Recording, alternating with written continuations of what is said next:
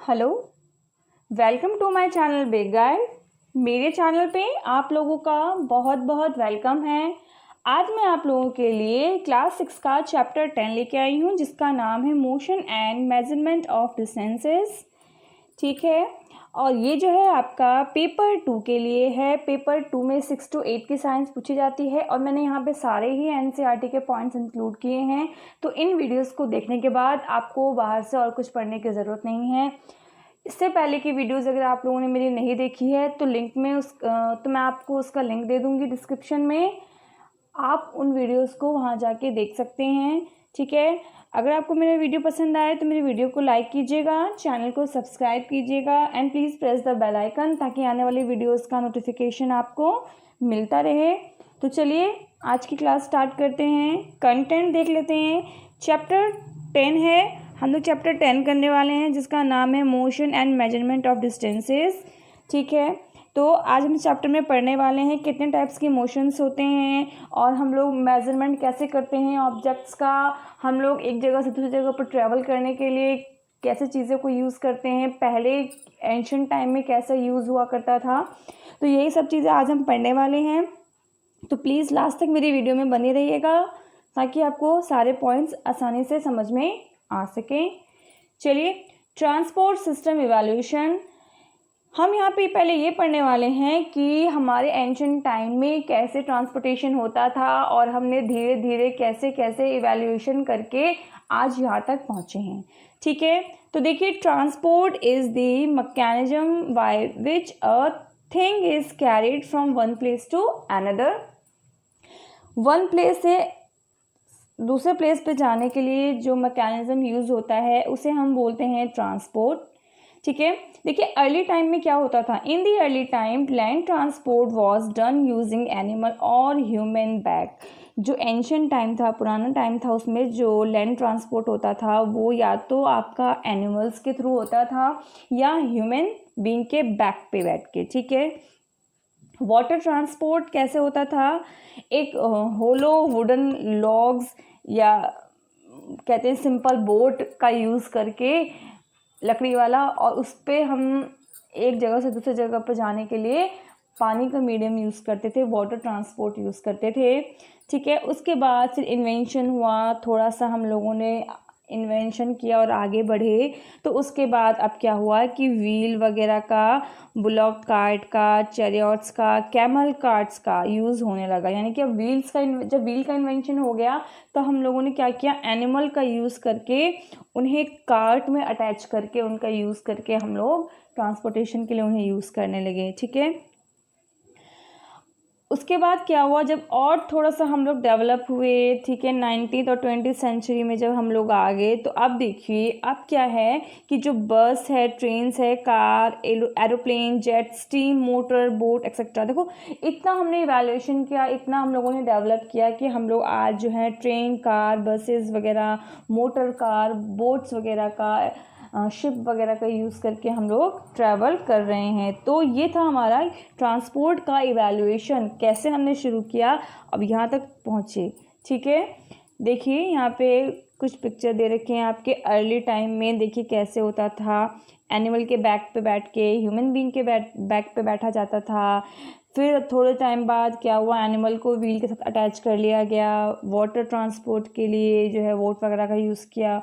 उसके बाद जब हम मॉडर्न टाइम में आए, हम लोगों ने जब थोड़ा सा डेवलप किया तो हम लोगों ने कार, बसेस, एरोप्लेन, बोट्स वगैरह का, मोटर बोट का यूज़ करना स्टार्ट कर दिया। ठीक है, अब देखिए कि लेंथ और डिस्टेंस को कैसे मेज़र करते थे पहले के टाइम में, और अब हम कैसे यूज़ करते हैं टेक्निक्स को लेंथ को मेजर करने के लिए। तो देखिए, length tell us how long an object is. Length क्या बताता है कि कोई ऑब्जेक्ट कितना लॉन्ग है। While distance give the information as to how far two things. जबकि डिस्टेंस बताता है कि दो चीज़ों के बीच में कितना डिस्टेंस है, कितनी दूरी है। Before the invention of scales, length was measured with the help of random wooden stick, hands और thread. जब हमारे पास स्केल नहीं था तो जो हम लोग लेंथ को मेज़र करते थे वो या तो हम लकड़ी की स्टिक ले लेते थे या हाथों का यूज़ करके या धागे को। हम लोग एक धागे का टुकड़ा या एक लकड़ी का टुकड़ा रखते थे, उसका यूज़ करके हम चीज़ों को क्या करते थे, मेज़र करना शुरू कर दिया। ठीक है। उसी तरीके से डिस्टेंस को कैसे मेज़र करते थे। Similarly distance was measured in days और time taken to reach from one place to another.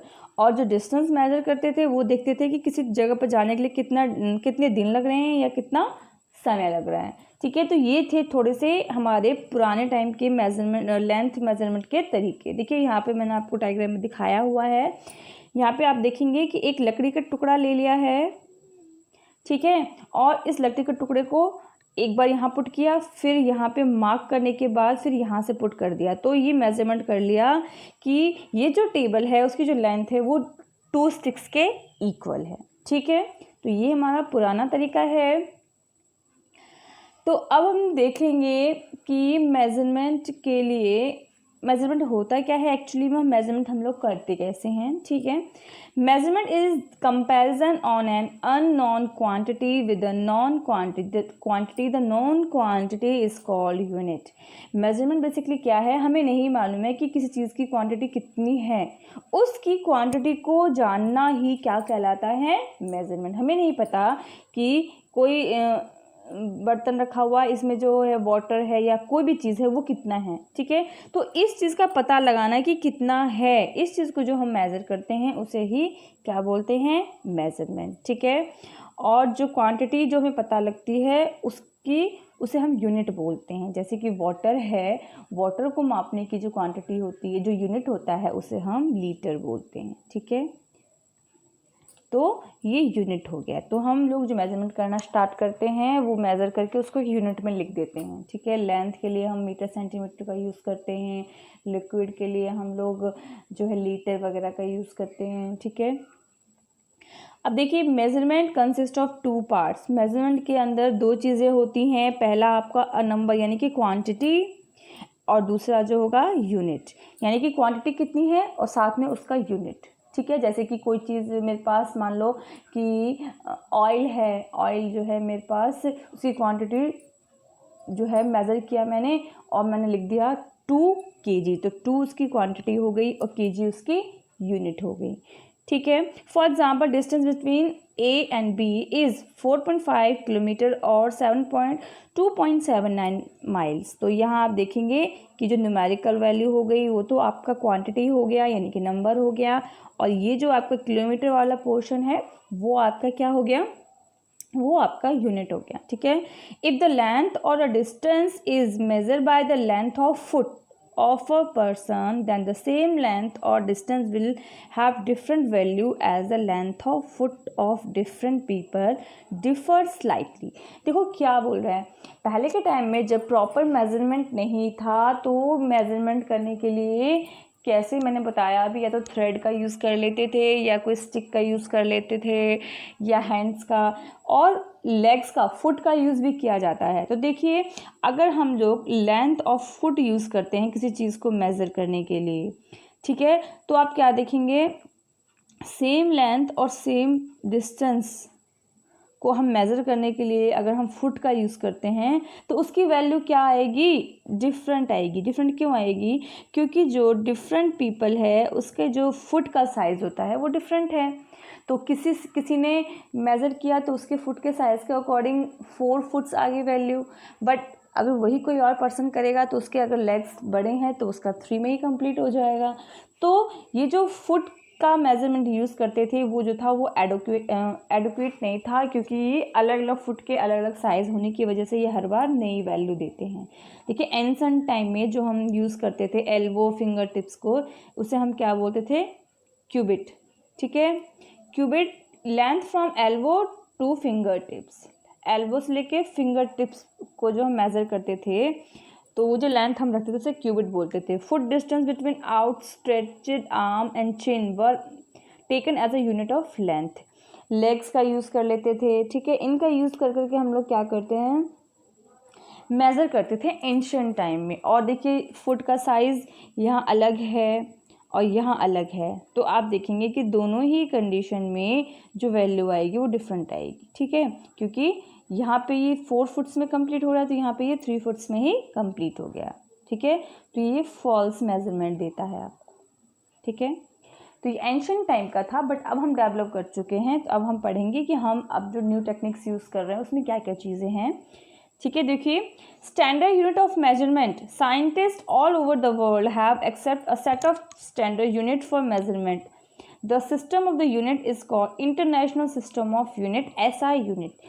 क्या होता है, चीज़ों को मेज़र करने के लिए जो है उसकी यूनिट फिक्स कर देते हैं कि इस चीज़ को हम केजी में, इस चीज़ को मीटर में, इस चीज़ को हम लीटर में मेज़र करेंगे, ठीक है।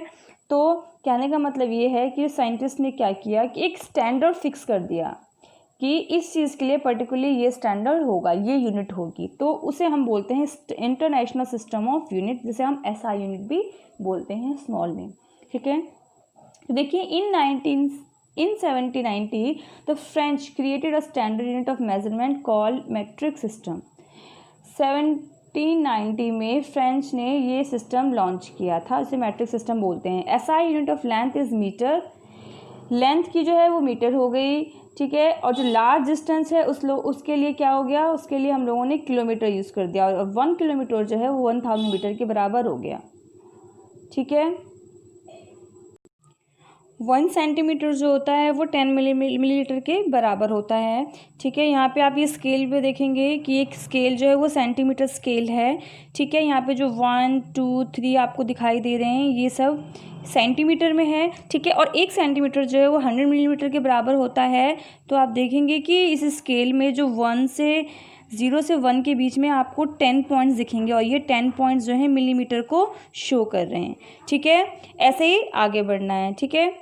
तो चलिए अब देख लेते हैं कि करेक्ट मेजरमेंट के लिए हम क्या क्या चीज़ें यूज़ करने लगे हैं। अब देखिए, अब जो है हम यूज़ करते हैं यूज़ प्रॉपर मेजरिंग इंस्ट्रूमेंट्स। अब हम इंस्ट्रूमेंट का यूज़ करने लगे हैं for measuring length of the smaller straight object like pencil. A 15 inch scale should be use. Pencil की मेजरमेंट के लिए स्केल का यूज़ होने लग गया, ठीक है। एक ये आपका जो है लेंथ मेज़र करने का एक मीटर भी आता है, ठीक है। For measuring length of a curved surface like a tree trunk measuring tape are use. Curved surface के लिए जो सीधे ना होके थोड़े से टेढ़े हैं, मतलब मुड़े हुए हैं, कर्व शेप में हैं, तो उनकी लेंथ को मेजरमेंट करने के लिए जो है टेप्स का यूज़ करने लगे, मेजरिंग टेप्स आते हैं उनका यूज़ करने लगे, ठीक है।